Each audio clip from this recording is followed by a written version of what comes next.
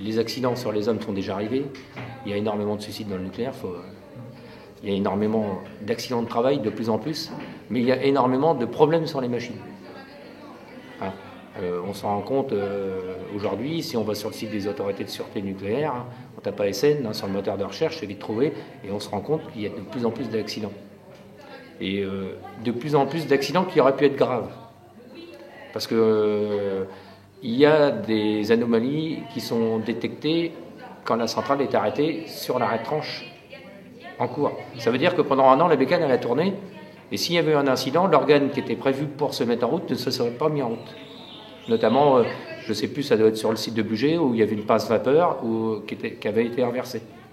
En fait, elle doit recracher la pression à l'extérieur, mais elle aurait travaillé dans l'autre sens. Nous, ce qu'on se rend compte aussi, c'est que, ouais, voilà, moi, ce qui me touche le plus aujourd'hui, c'est l'état mental et moral des salariés, quoi. 80% des salariés de la sous-traitance du nucléaire veulent sortir du nucléaire. Parfois à salaire moindre. Donc ça prouve bien qu'ils en ont marre, quoi, tous. Et moi, c'est vrai qu'on a tourné suite à Tricastin, les problèmes qu'il y a eu sur Tricastin. Il y a des journalistes qui m'ont appelé, je les ai fait monter à Palluel. Donc ils voulaient voir des gens, donc on est allé les voir sur les parkings. Et ils parlent de plus en plus. Parce qu'ils en ont tellement marre. Parce qu'à une époque, ils ne parlaient plus. Ils ne parlaient pas, ils ne disaient rien. Maintenant, ils commencent à parler. Donc je pense que ce qu'on est en train de faire là aujourd'hui, avec la Fondation, c'est important. Mais ce qui est important surtout pour nous, c'est d'aller les chercher, parce qu'il n'y a que eux qui peuvent faire changer les choses. Même nous, au niveau syndical, on a beau avoir des moyens qui sont ceux du syndicat, mais si on n'a pas, les moyens que les salariés doivent nous apporter, on ne sera rien, quoi. Dans une revendication syndicale, si on n'a pas une majorité de salariés qui est derrière nous, on peut toujours se retrouver avec le patron, on va négocier, mais on va négocier beaucoup plus mal que si les salariés sont là. Donc aujourd'hui, c'est vrai que, pour répondre à ta question, ouais, la machine va mal, les humains vont mal, et dans le nucléaire, ce qui est beaucoup plus dangereux que toute autre industrie, on l'a vu de par Tchernobyl, c'est que ça ne s'arrête pas aux frontières, quoi. La contamination, elle ne s'arrête pas aux frontières, elle tourne autour de la planète. Et malheureusement, il y a de plus en plus... il y a des craintes, d'énormes craintes sur les bécanes. Ouais. Ça, c'est clair. On les voit dépérir. Et quand je dis dépérir, c'est dépérir, quoi. À tout niveau. Moi, je dis toujours, aujourd'hui, les barrages qui sont mis autour des centrales, ils servent plus à ce que les gens d'extérieur ne voient pas ce qui se passe à l'intérieur, plutôt que de protéger la centrale en elle-même, quoi. Des agressions extérieures, je veux dire. On est d'accord. Ouais. Et sous l'angle de la justice, est-ce que vous avez pu porter des affaires parfois, enfin, quels ont été justement les résultats? Alors moi j'ai porté une affaire devant la justice pour réclamer mes examens médicaux qui ont été faits sur le site EDF, par la médecine du site, devant le tribunal d'instance du Havre.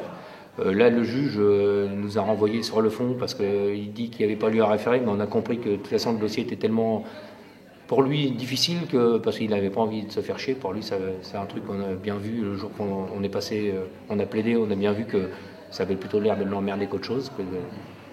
Donc il a renvoyé sur le fond, il faut qu'on reparte sur le fond.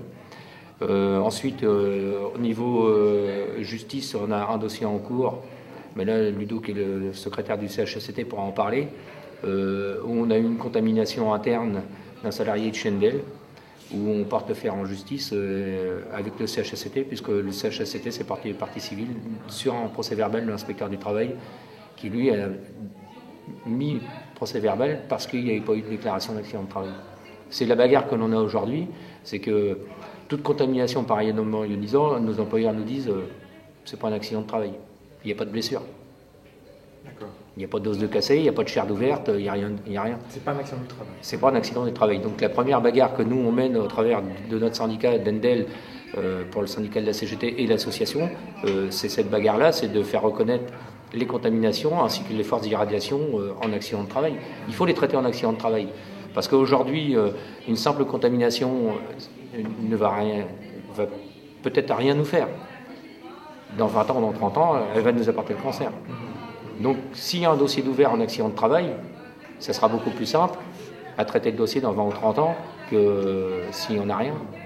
Mais comme il y a de plus en plus de conneries de faites, il y a de plus en plus de contaminés. On l'a vu dernièrement, c'était à Bugey, je crois, où il y a eu plus de 100 salariés de contaminés. Il y a eu à Tricastin aussi, il y en a eu à Cruas, il y en a eu à Palluel régulièrement. Non, des contaminés, les comptabiliser, c'est toujours difficile parce que comme il y a toujours l'épée de Damoclès sur la tête des salariés, c'est-à-dire que si le salarié aujourd'hui est contaminé chez EDF, il est reçu en entretien par un dirigeant d'EDF. Donc on est en plein dans la gérance. Hein.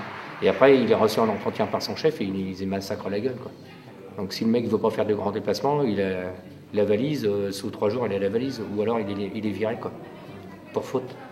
Donc le mec, il essaye toujours d'essayer, si jamais il fait sonner le premier appareil, ou les appareils de contrôle qu'on a sur les chantiers, s'il voit que ça crépite, hein, mais il va essayer de se décontaminer tout seul, pour essayer de ne pas avoir à passer par l'infirmerie. Donc c'est là le danger pour nous, c'est que même si on obtient ce gain de reconnaissance d'accident de travail, mais il faut aussi qu'on obtienne la protection du salarié qui se contamine. Parce que c'est ça qui est important pour nous. Parce qu'aujourd'hui, les gars se cachent, quoi. Il y a vraiment que quand ils ne peuvent pas faire autrement, qu'ils ne se cachent pas, mais sinon ils se cachent, ils vont se décontaminer dans un coin. Bon, parfois si c'est trop, voilà, ils sont obligés de passer par l'infirmerie, quoi.